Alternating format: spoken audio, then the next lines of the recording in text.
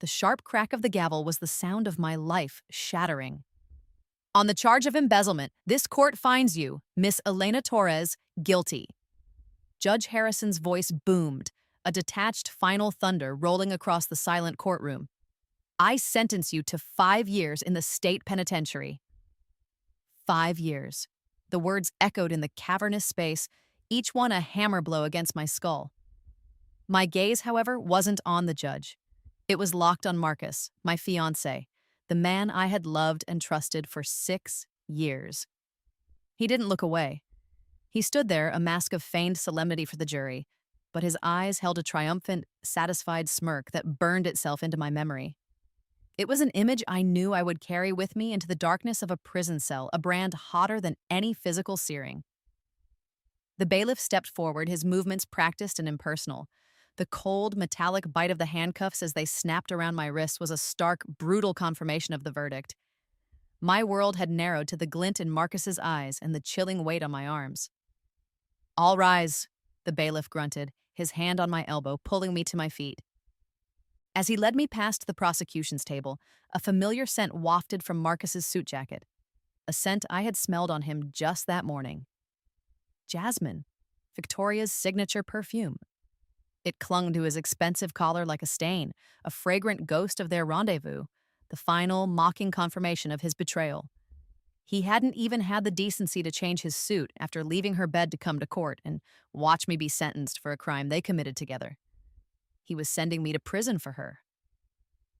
The thought wasn't a question. It was a certainty, as solid and cold as the steel now binding my hands. He had chosen her, his beautiful, reckless, grasping mistress, and I was the sacrifice laid upon the altar of their greed. He had condemned me to protect her, to hide the truth of her thefts under the wreckage of my life. "Marcus," I whispered, the name a curse on my tongue, but he just gave a slight, almost imperceptible shake of his head, a final, silent dismissal. My stomach plummeted, a free fall in a severed elevator car. The initial shock, the hot, stinging tears that had threatened to spill, vanished. In their place was something else began to form in the pit of my gut, a feeling so cold and hard it felt like it could cut glass. It was rage, pure and absolute, crystallizing into a diamond-hard resolve. They thought they had won. They thought they had buried me under a mountain of falsified evidence and legal jargon. They had taken my career, my reputation, my freedom. But as the bailiff guided me toward the side door, I knew they hadn't taken everything. They had left me with a purpose, a single, burning focus that would light my way through the next 5 years or however long it took. I would not just survive. I would find a way to make them pay. The gears of my mind, once frozen in horror, began to turn, calculating, searching, clawing for a way out. "You have until 5 o'clock tomorrow evening to file a notice of appeal, Miss Torres," my now useless public defender mumbled as he gathered his papers, already mentally moving on to his next lost cause. The words sliced through my burgeoning anger with a blade of pure panic. 24 hours. A single day until the appeals deadline expired forever, sealing my fate and cementing Marcus's victory. The clock wasn't just ticking, it was a bomb counting down to my final annihilation. My breath caught in my throat. Hope, which had just begun to flicker, was nearly extinguished by the impossible timeline. How could I do anything from a holding cell? How could I fight a man with infinite resources and no conscience when I had nothing and no one? The heavy door loomed before me, the point of no return. My eyes darted frantically across the gallery, a last desperate search for a lifeline in a sea of indifferent faces. And then I saw him, Ryan Blackwood. He was sitting in the back row, his expression unreadable, his tailored suit a stark contrast to the grim surroundings. Marcus's greatest business rival, the one man in the city Marcus truly feared. He wasn't here by accident. Our eyes met across the crowded room, a silent, instantaneous connection. In that fleeting second, a plan, wild and desperate, ignited in my mind. The shockwave of the verdict had thrown all the pieces of my life into the air, but in that moment of shared gaze, they began to fall into a new and dangerous pattern. Ryan Blackwood, the enemy of my enemy, had just become my only hope. I held his stare as the bailiff pulled me through the door, my resolve hardening from a promise to a certainty. This was not the end. The holding cell was a box of concrete and despair, smelling of stale sweat and disinfectant. They had taken my suit, my shoes, my jewelry, and my name, replacing them with a rough orange jumpsuit and a number. I was no longer Elena Torres, successful executive. I was inmate 734. The fluorescent lights hummed a monotonous, soul-crushing tune. For an hour, I sat on the cold steel bench, letting the reality of my situation wash over me, each wave threatening to pull me under. But with every crest of panic, the image of Marcus's smirk and the scent of Victoria's perfume pulled me back, my rage a life raft in the churning sea of hopelessness. I had one call. Everyone got one. Most called a lawyer, a mother, a husband. My target was far more strategic. I remembered the number from a confidential file Marcus had once left open on his desk. Ryan Blackwood's private, unlisted cellular. A number Marcus himself would use only in the direst of circumstances. I walked to the steel-enforced door and banged my fist against it. "Guard, I'm ready for my phone call." A weary-looking officer unlocked the slot and handed me the clunky black receiver. My fingers, slick with nervous sweat, fumbled as I punched in the memorized digits. It rang twice. A crisp, low voice answered. "Blackwood." There was no preamble, no wasted energy, just his name, hanging in the air like a challenge. I took a steadying breath.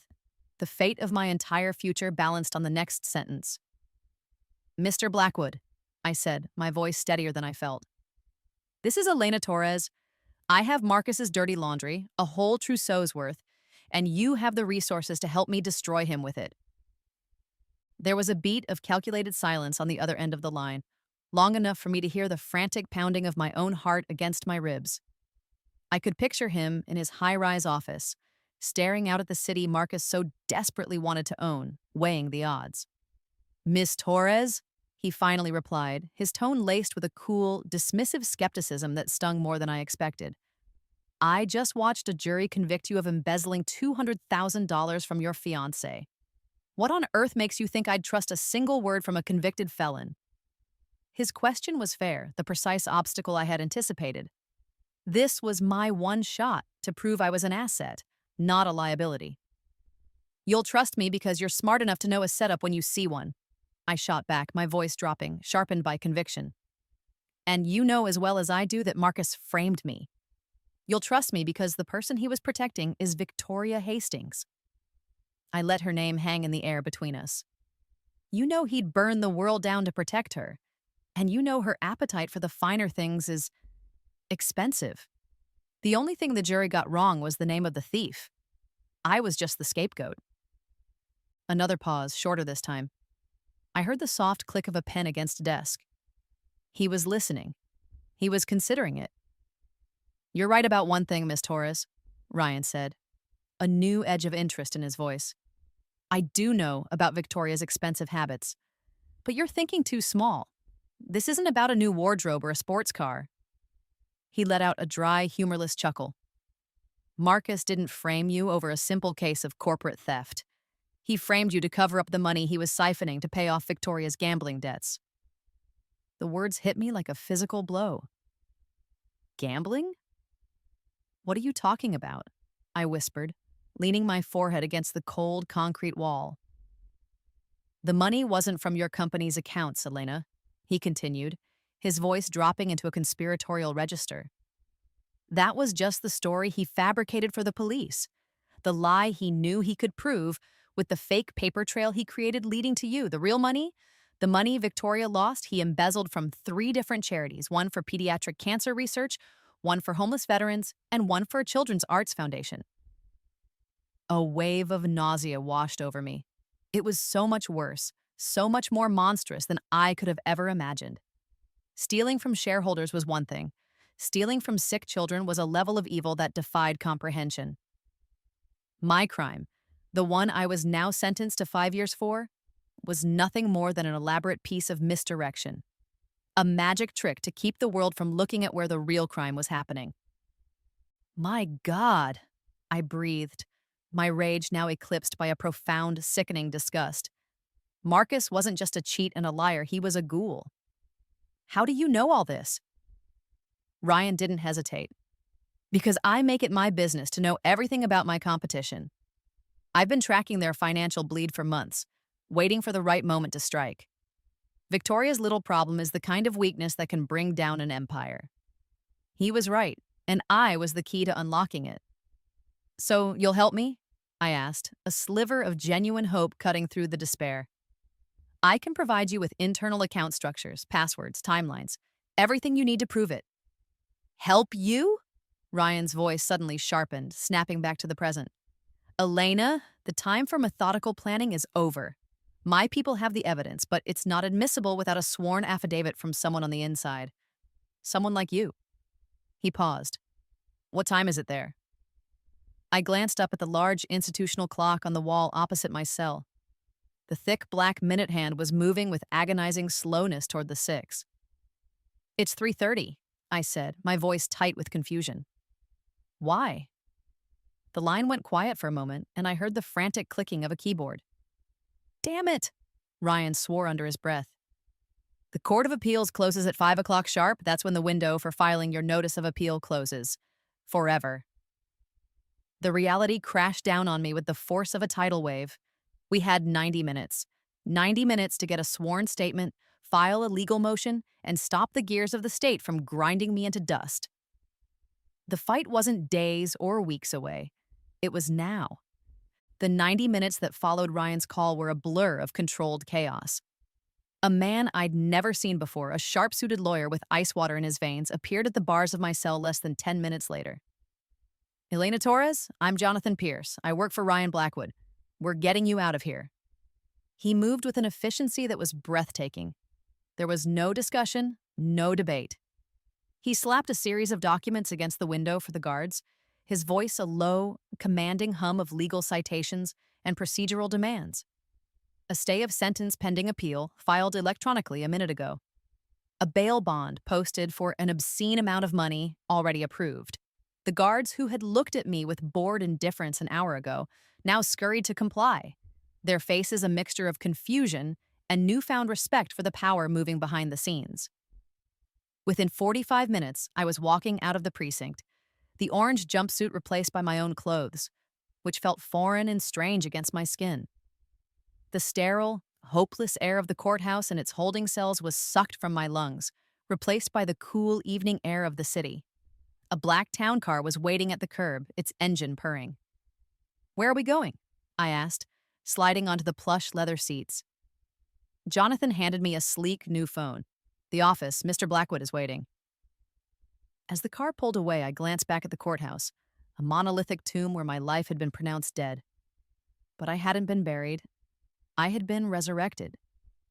Ryan Blackwood's office was less a workspace and more a command center, perched high atop the city in a skyscraper of glass and steel. The sterile chill of the courthouse gave way to a world of warm mahogany, the scent of rich leather and freshly brewed coffee replacing the lingering odor of disinfectant and fear. Floor-to-ceiling windows wrapped around the entire penthouse, offering a god's-eye view of the metropolis below. And there, directly across the plaza, was the courthouse I had just left. Ryan stood by the window, a glass of amber liquid in his hand, looking down at the very steps I had avoided. Just in time for the victory celebration, he said, his voice a low rumble. I came to stand beside him, my heart clenching into a tight, painful knot. There, on the courthouse steps, bathed in the flashbulbs of news cameras, was Marcus. He held a bottle of champagne aloft, popping the cork with a flourish. The spray rained down on a laughing, ecstatic Victoria, who clung to his arm like a designer accessory. They were kissing for the cameras, playing the part of the wronged man and his loyal partner, celebrating my demise. He's loving this, I said, my voice thick with venom. He's basking in it. Arrogance is a fatal flaw, Ryan noted, taking a slow sip from his glass. He believes he's won. He thinks you're a problem that has been solved and discarded. That gives us an advantage he can't even comprehend yet. As if summoned by Ryan's words, the new phone in my hand buzzed to life. It was a series of email alerts, one after another, a cascade of digital slaps in the face. Notice. Your personal savings account has been frozen by court order. Alert. Access to your investment portfolio has been restricted. Notification. Your credit cards have been suspended. Marcus wasn't just celebrating, he was methodically dismantling the last vestiges of my life, salting the earth to ensure nothing could ever grow there again. He was cutting me off from every penny I had ever earned, ensuring that even if I somehow managed to get out, I would be destitute and powerless. Then came a text message from a number I recognized as my original state-appointed lawyer. Elena, a severe conflict of interest has arisen. I can no longer represent you in any capacity. I am filing a motion to withdraw as counsel, effective immediately. He bribed my lawyer, I said aloud, the phone feeling heavy in my hand, and he froze all my assets. Ryan nodded, his expression unchanging. Of course he did. It's exactly his move. Predictable. He's closing all the doors, making sure you're trapped in the burning building. He looked from my face to the phone in my hand, then back to the celebratory scene below. A slow, cold smile touched his lips. He thinks he's in control. Shall we inform him otherwise? Ryan swiped his finger across his own phone, and a moment later, a speaker on his desk crackled to life. He was dialing. My breath caught in my chest. He was calling Marcus directly. It rang once, twice, before it was picked up. What? Marcus's voice was smug, impatient, and slick with champagne. He was clearly still in the middle of his party. Marcus, it's Ryan Blackwood, Ryan said, his voice impossibly calm, almost casual. I'm calling to congratulate you. There was a brief, confused silence. Congratulate me for what, Blackwood? Taking out the trash? Marcus sneered, and I flinched as if he had struck me. You think you're untouchable now, don't you? That was quite the performance on the courthouse steps. Elena is rotting where she belongs, Marcus spat. It's a good day for justice. Actually, Ryan said, pausing for dramatic effect as he met my eyes, she's standing right beside me. The silence that followed was profound. I could feel it stretching across the city, a tangible thing filled with shock and dawning horror. I could perfectly picture Marcus's face, the smug grin melting away, the color draining from his cheeks as he frantically looked around as if he might see us in the crowd. What did you say? Marcus finally stammered, his voice stripped of its earlier arrogance. I said, Ryan repeated coolly, you might want to check the news in about an hour. Your victory lap is about to be cut short. He was about to hang up when Marcus's voice, now a venomous hiss, came through the speaker. This isn't over, Blackwood. You have no idea what you've just done. Ryan smiled, a true, predatory smile this time. He leaned closer to the phone, his voice a promise of ruin. No, Marcus, he said softly. It's just beginning. He ended the call, and the office was silent again, save for the distant sirens of the city below. The fear was gone. The disinfectant was gone. In their place was the scent of expensive coffee, rich leather, and the intoxicating aroma of revenge. The silence that followed Ryan's call to Marcus was thick with unspoken possibilities. The first blow had been struck, a clean, sharp jab that had wiped the smirk right off Marcus's face. But this was just the beginning. Ryan turned from the window, his expression all business. Jonathan, he said to the lawyer who had orchestrated my release, keep pressure on the district attorney's office. I want them to know we're appealing, and I want them to know we have new evidence that suggests a gross miscarriage of justice. Leak it to a friendly reporter if you have to. I want Marcus feeling the heat from every direction. Jonathan nodded, already typing on his tablet. I've got just the person at the Chronicle. Consider it done. Ryan then looked at me, his gaze intense. Elena, the appeal buys us time, but it's a defensive measure. I prefer to play offense. My forensic team is on their way up. I need you to tell them everything you know. Every project name, every special budget, every off-the-books account you ever got a glimpse of. Anything Marcus ever did that made you feel uneasy. We're not just looking for the money he used to pay Victoria's debts. We're looking for the entire rot at the core of his company. 10 minutes later, the office had transformed from a quiet sanctuary into a bustling war room. 2 more people joined us, a woman with sharp, intelligent eyes and a no-nonsense haircut introduced as Sarah, Ryan's lead forensic accountant, and a young man with restless energy named Ben, his tech analyst. They didn't waste time with pleasantries, immediately setting up laptops and a large monitor that soon glowed with the complex architecture of Marcus's corporate servers. "He'll be trying to lock us out, burying everything," Ben said, his fingers flying across his keyboard. "He's good, but I'm better." Sarah turned to me, a pen poised over a notepad. "Elena, Ryan says you were his fiancée and a senior VP. You were closer to him than anyone. Walk me through his process. When he wanted to hide something, what was his protocol?"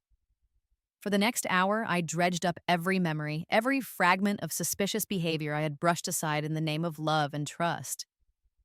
He had a slush fund for emerging market development, codenamed Project Icarus. It never had any real-world deliverables, I began. He had a separate server for his personal ventures, firewalled from the main corporate network. The access password protocol was always a variation of his mother's birthday and the name of his first pet. I supplied the details, the names, the dates. With each piece of information I provided, Ben would find a new digital key and Sarah would uncover another locked door. It was like watching master thieves crack an uncrackable safe, and I was handing them the blueprints. "I'm in," Ben announced suddenly, a triumphant grin on his face. He had bypassed the primary firewalls. On the large monitor, a complex web of folders and files appeared. It was the financial heart of Marcus's empire. Sarah took over, her eyes scanning lines of code and financial statements with incredible speed. "Standard embezzling playbook," she muttered, more to herself than to us. "He's routing small amounts through dozens of vendor accounts. The $200,000 he pinned on you was real, but it was just noise designed to be found." She pointed to a cluster of transactions. "He moved that money himself into an account under your name that he'd set up months ago. A perfect little package for the authorities." Seeing the clinical proof of his betrayal, so cleanly executed, sent a fresh wave of cold fury through me. "But this isn't the main event," Sarah continued, her voice quickening. "This is the sideshow, the real money. It isn't here." She brought up a global map and lines of data began to crisscross the screen. "He's washing the charity money through international accounts, Hong Kong, then Zurich, then—" Her voice trailed off as she followed the digital trail to its final destination. There it is. On the screen, a single destination glowed, the Cayman Islands, a shell corporation, registered under a ridiculously generic name. V&M Holdings, Victoria and Marcus. "How much?" Ryan asked, his voice low. Sarah's fingers danced on the keyboard, her face illuminated by the glow of the screen. Her expression was a mixture of professional awe and disgust. "He's been doing this for 3 years," she said quietly. "Layering transactions, falsifying reports for the charity boards." My God. She finally looked up, her eyes wide. "It's not a few $100,000. He and Victoria have stolen $12 million. $12 million? The number seemed to suck all the air out of the room. $12 million meant for cancer patients, for homeless veterans, for children. My $200,000 frame-up wasn't just a cover-up. It was an insult. A piece of pocket lint he'd tossed aside to distract from the mountain of gold he was hoarding. The sheer scale of his depravity was almost incomprehensible. This wasn't just greed, it was a sociopathic void, a complete absence of morality. "Can you prove it?" I asked, my voice barely a whisper. "Can you tie him to it directly?" "I can do more than that," Sarah said, a grim smile on her face. She clicked her mouse and a scanned document filled the screen. It was the incorporation paperwork for V&M Holdings. "His signature is on the charter, and hers." She then pulled up wire transfer authorizations from the charities to the initial laundering accounts. "And his signature is on every single transfer authorization. He didn't delegate the dirty work, he did it himself."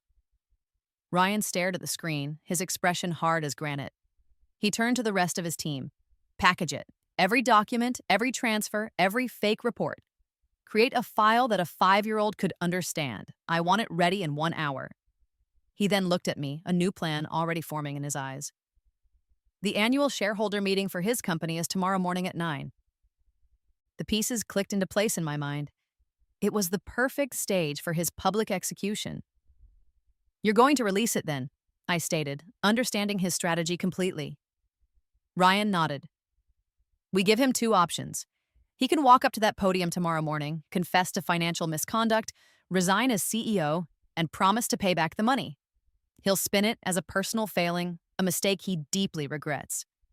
He'll still face charges, but he might be able to control the narrative, save some small piece of his reputation. And if he doesn't? Jonathan the lawyer asked. If he doesn't, Ryan said, a predatory gleam in his eyes, then at precisely 9:15, as he's giving his triumphant opening address, every major news outlet in the country, every member of his board, and the SEC will receive a link to the file Sarah is preparing.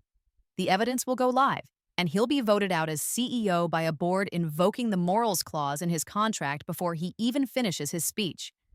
He will lose his position, his company, and his freedom all at once, in front of the entire world. It was a flawless trap. There was no escape. He was being offered a choice between a quick death and a slow, agonizingly public one. The power dynamic had not just shifted, it had been completely inverted. I walked over to the vast window, looking down at the city lights that twinkled like a sea of scattered diamonds. Hours ago, I was in a concrete box, stripped of my identity, my future a black hole of despair. I was a victim, a pawn to be sacrificed in a game I didn't even know I was playing. I thought justice meant clearing my name, proving my innocence, begging the world to believe me. I was wrong. The woman who had wept in that holding cell was gone, burned away by the righteous, cleansing fire of this new reality. Marcus and Victoria hadn't just stolen money. They had stolen from the most vulnerable. They hadn't just framed me. They had fundamentally misunderstood who I was. They thought I was a piece of fine china, easily shattered. They were about to find out I was forged steel. I turned back to face Ryan, who was watching me, a question in his eyes. He saw the change in me, the hardening of my resolve. He won't confess, I said, my voice cold and certain. His ego won't allow it. He'll fight. He'll walk onto that stage tomorrow thinking he can lie his way out of it. Ryan nodded slowly. I agree. A chilling, exhilarating sense of purpose washed over me. It was a feeling more powerful than fear, more satisfying than hope. It was certainty. I was no longer the victim begging for a shred of justice from a system that had failed me. I was an instrument of their downfall, a key player in their destruction. My gaze drifted back to the window, to the city Marcus thought he owned. I'm no longer the victim begging for justice. I'm the hunter with a loaded rifle, and tomorrow morning, the hunt begins. The next morning, I did not wake up in a prison cot. I woke up in a guest suite in Ryan's penthouse that was larger than my old apartment, the rising sun glinting off the city skyline. There was no orange jumpsuit. Instead, a charcoal gray power suit, tailored to perfection, was laid out for me. This was Ryan's strategy in action. Not to hide, but to command the stage. The media narrative right now is convicted felon released on last-minute appeal. He had explained over coffee, his own suit immaculate. Today we changed that narrative to whistleblower strikes back. Our destination was the downtown FBI field office. As our car pulled up, I saw them. A dozen photographers and a couple of news vans, all waiting. Ryan's team had leaked our location. This was a calculated performance. Every step I took from the car to the glass doors of the federal building was a declaration. The flashbulbs were a blinding, popping storm, and reporters shouted questions. Elena, what are you doing at the FBI? Is it true Marcus Thorne framed you? I ignored them all, my expression set like stone, my gaze fixed forward. I was no longer the frightened woman from the courthouse. I was here to burn an empire to the ground. Inside, I walked to the front desk, the data drive prepared by Sarah feeling cool and solid in my hand. A stern-faced duty agent met us in a small, sterile conference room. I'm here to file a formal criminal complaint against Marcus Thorne and Victoria Hastings, I stated, my voice clear and unwavering. For embezzlement and fraud. This drive contains irrefutable proof. I pushed it across the table. Everything you need is on there. We expect you'll find it compelling. The agent took the drive without a word, his face unreadable. But as we walked out, back into the storm of cameras, the message had been sent. I was no longer a defendant. I was a cooperating witness. Back in the car, the adrenaline began to fade, replaced by a cold, sharp focus. The public move was done. Now it was time for the private one. Ryan handed me my phone. He'll be screening calls from any number he doesn't recognize, I said, but he'll never block his own office. I dialed the main line to his company, a number I could recite in my sleep. Thorn Industries. This is Carol speaking. How may I direct your call? It was his executive secretary, a woman who had always been kind to me, who had cooed over my engagement ring just weeks ago. Carol, it's Elena Torres, I said calmly. There was a sharp intake of breath on the other end. Elena, my goodness, I don't know what to say. You don't have to say anything, Carol. I just need you to deliver a message to Marcus for me. Are you able to do that? Yes, of course, she whispered, her voice trembling slightly.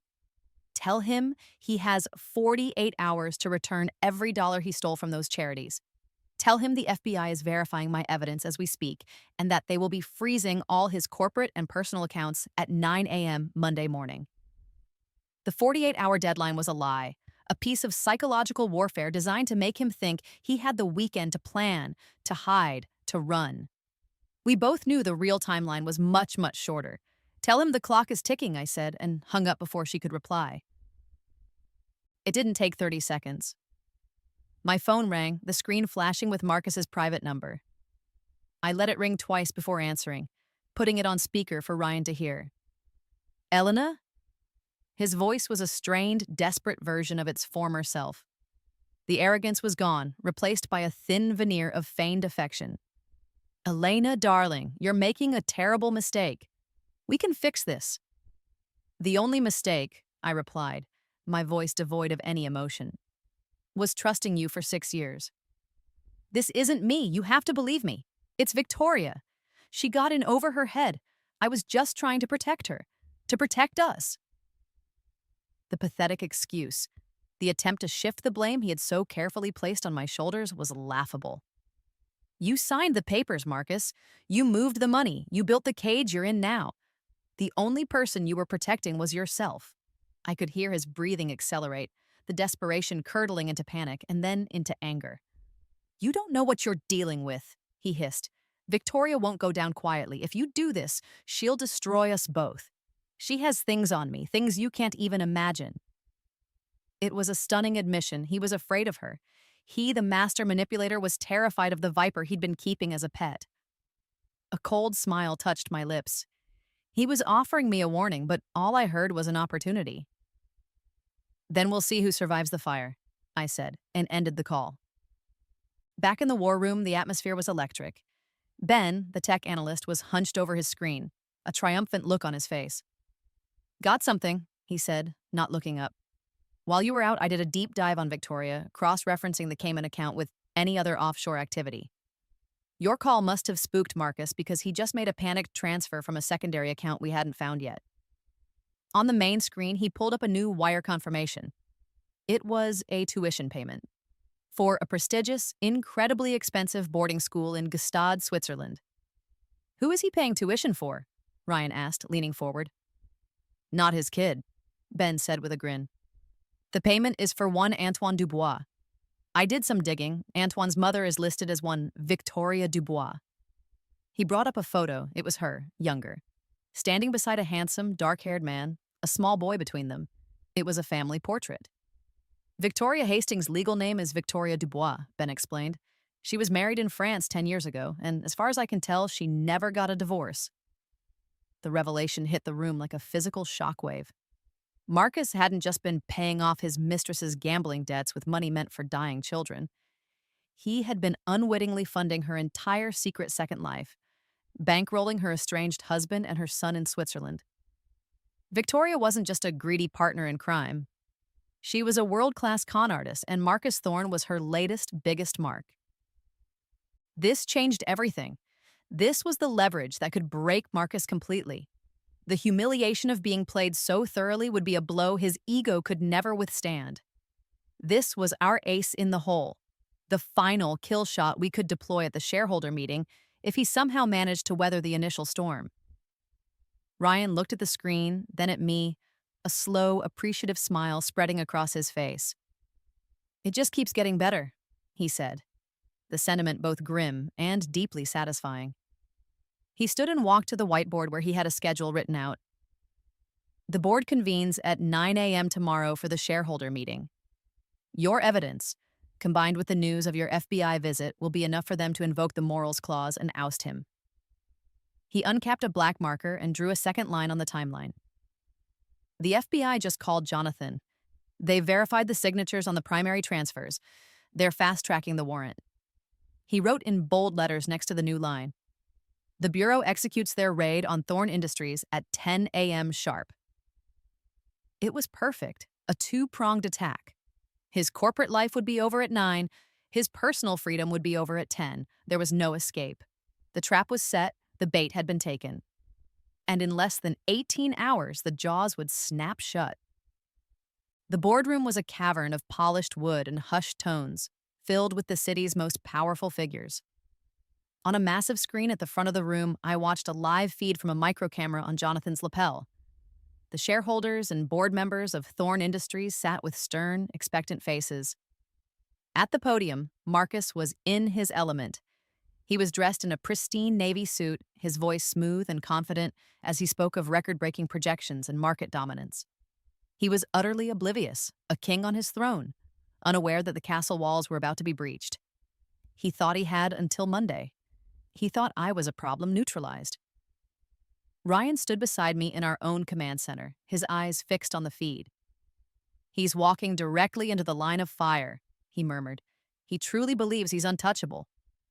He gave me a brief, sharp nod. "It's time." Jonathan, already in the room, stood up.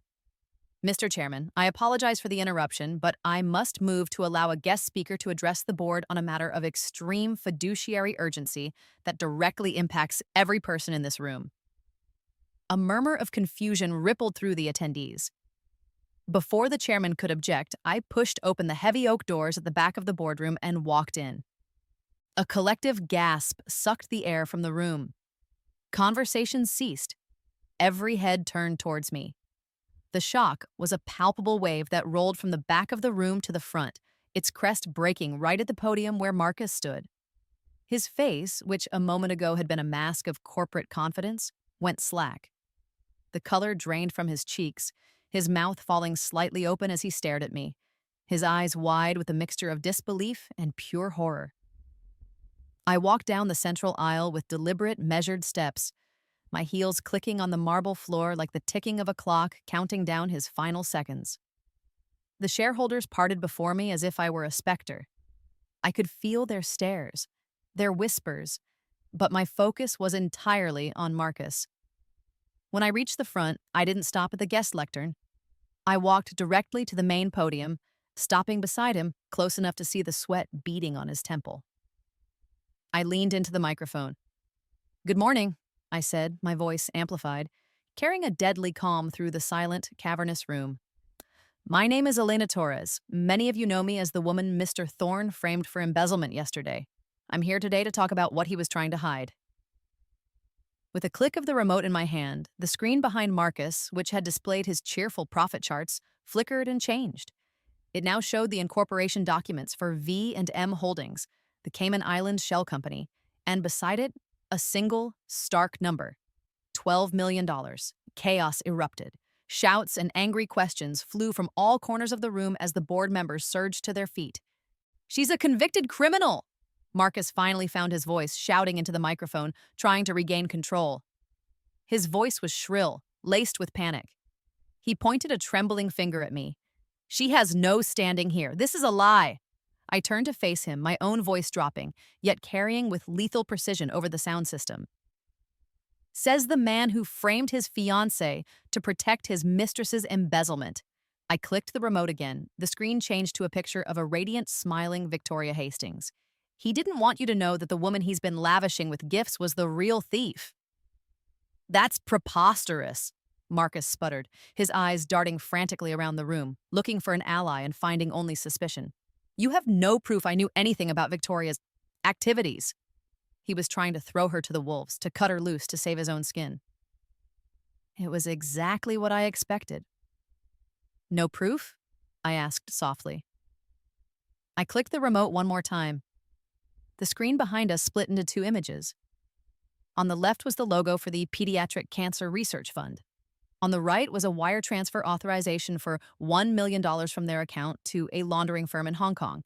And at the bottom, magnified to fill the entire right side of the screen, was his unmistakable, arrogant signature. "Is this not your signature, Marcus?" I asked. A dead, profound silence fell over the room as every eye locked onto the damning evidence. He had nowhere left to run.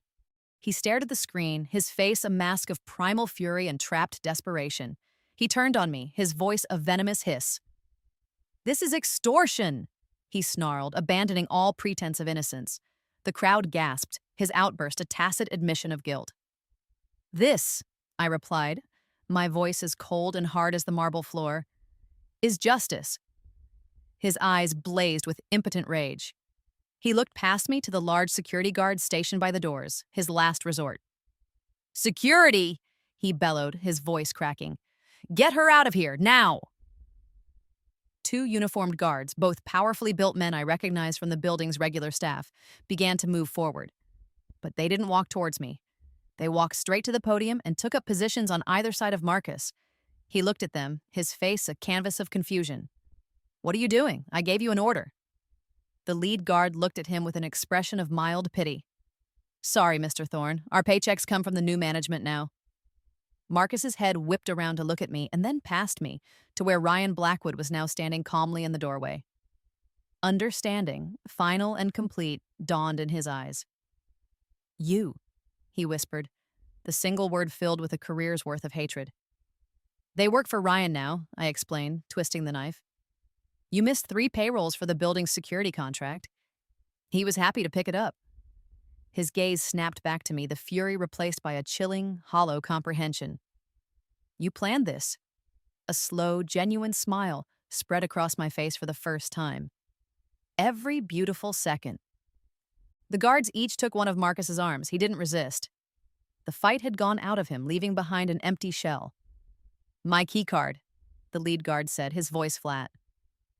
Numbly, Marcus reached into his suit pocket and pulled out his executive keycard, the one that gave him access to every corner of his empire. The guard took it, held it up for a moment, and with a sharp, definitive crack, snapped the plastic card in half. The sound, though small, echoed through the silent boardroom like a gunshot, signaling the death of his reign. They turned him and began to escort him out, a deposed king being frog-marched from his own castle. He didn't look back. As the heavy doors closed behind him, a wave of relief so profound it almost buckled my knees washed over me. Ryan strode to the front of the room, exuding an aura of calm and control amidst the chaos. He addressed the stunned chairman of the board.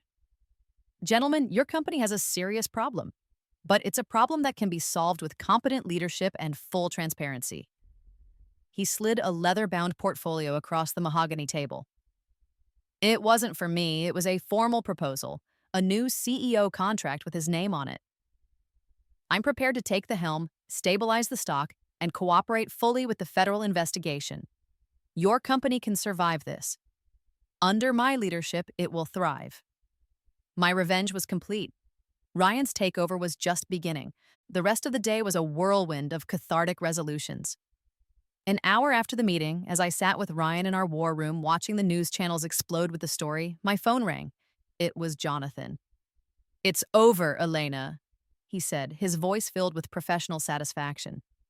"The DA is dropping all charges. They're filing the paperwork to have your conviction formally overturned and expunged from your record. It'll be like it never happened." Tears of relief, hot and real, finally streamed down my face. Just then, a breaking news alert flashed across the bottom of the television screen. FBI raids Thorne Industries headquarters. The 10 a.m. raid had gone off exactly as planned, but the final, perfect piece of news came an hour after that. Another alert, this one from an international source. Victoria Hastings, tipped off about the shareholder meeting disaster, had been detained by Swiss authorities at the Zurich airport, attempting to board a flight to a non-extradition country. Her double life was over. Marcus's empire had crumbled to dust. Victoria was in custody, and my name was cleared. Justice, it turned out, tasted far sweeter than I had ever imagined. That evening, long after the news crews had packed up and the last of the celebratory champagne had been drunk, I stood alone in the quiet of Ryan's office, watching the city lights flicker to life. The war was over. We had won. My phone buzzed on the mahogany desk, displaying a blocked institutional number. My heart gave a single hard thud against my ribs. I knew who it was, I answered, putting the call on speaker. The silence on the other end was heavy, filled with a static of pure hatred. Elena, he finally said. His voice was unrecognizable. The smooth, confident baritone was gone, scraped away by ruin, leaving behind a raw, gravelly rasp. It was the voice of a man with nothing left to lose. This isn't over, Elena. It wasn't a plea or a threat in the traditional sense. It was a statement of fact from his new reality, a promise whispered from the bottom of a dark hole. For a fleeting second, a chill of the old fear tried to creep up my spine, but I smothered it instantly. He was a ghost, a bad memory, nothing more. You're right, Marcus, I said, my voice calm and even. It is over. You just haven't accepted it yet. Goodbye. I ended the call before he could utter another word, cutting off his connection to my world for good. The only power he had left was the power I gave him, and I was giving him nothing. 6 months later, I stood in that same penthouse, but it was no longer just Ryan's office. It was our home. The morning sun streamed through the windows, glinting off the simple, elegant diamond on my left hand. Ryan came up behind me, wrapping his arms around my waist and handing me a cup of coffee. Morning, he murmured, kissing my temple.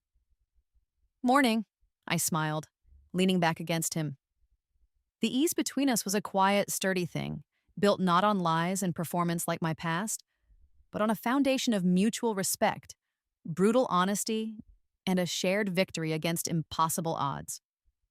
On the large television screen mounted on the wall, the morning news was covering the final day of the Marcus Thorne fraud trial.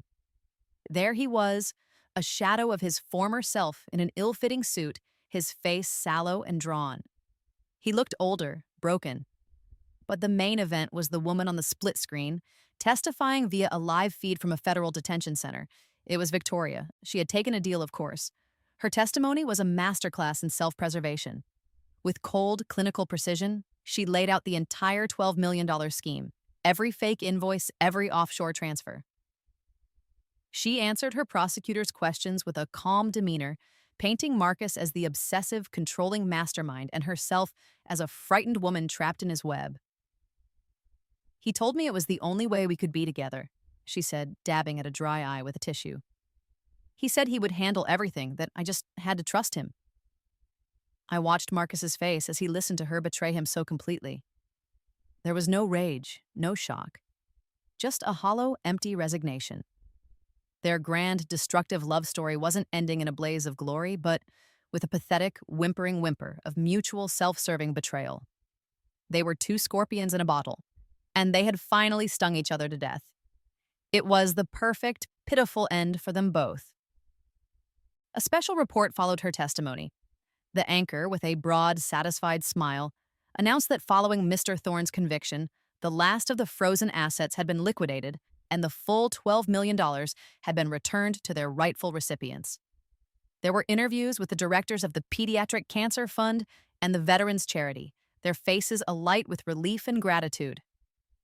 That, I realized, was the part that mattered most, not the downfall, but the restoration. Later that day, Ryan took me downtown, stopping in front of a newly renovated office building, one that used to house a subsidiary of Thorne Industries. Above the gleaming glass doors in bold silver letters was a new name, Torres Legal. I stared at it, my breath catching in my throat. You bought the building, I whispered. I bought his debt, Ryan corrected with a smile, which eventually became the building. Your conviction was overturned. The bar has already reinstated you. I thought you might need a place to work. He handed me a key card, not one to be snapped in half, but one that opened the door to my own future. It wasn't a gift to keep me by his side. It was a launching pad, an empire of my own built from the rubble of the man who tried to destroy me. I looked from the name on the building to the man beside me, and I never looked back. Standing there on the precipice of my new life, I thought about the fury that had sustained me in that cold holding cell. I had wanted revenge. I had wanted to see Marcus burn. But watching the news, seeing the money returned to the children who needed it, seeing a corrupt company being rebuilt on an ethical foundation, and feeling the solid weight of the keycard to my own firm in my hand, I understood. Revenge is a fire that consumes you as much as your target. It's a fleeting, bitter satisfaction. But this was different. This was rebuilding. This was justice. And justice tastes sweeter than revenge ever could.